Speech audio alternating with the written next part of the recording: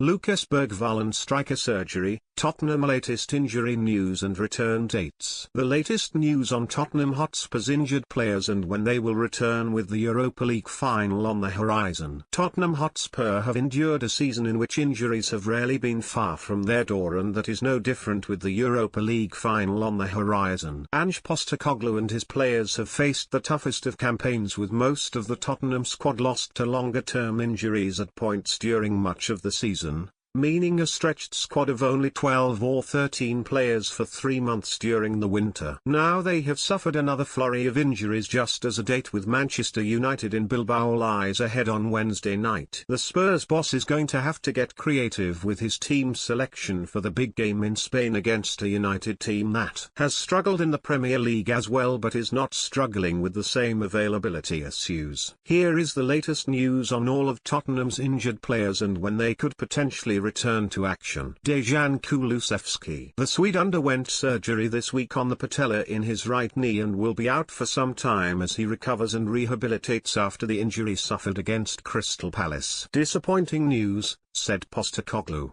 Initially we thought it wasn't too serious. The medical team were worried structurally about how the knee was, but it blew up the day after and we knew there was an issue there. He has had surgery and it will put him out for at least a few months. When asked if Kulusevski will be fit for the start of next season, he said, "We will see. To be honest, I have only got basic information at the moment in terms of recovery, but it will certainly put him out for a while." James Maddison. Another knee injury, but Maddison did not require surgery after he suffered the problem in the first leg of the Europa League semi-final against Bodo/Glimt. Unfortunately, Maddis last week hurt his knee, and it looks like he's got an issue there.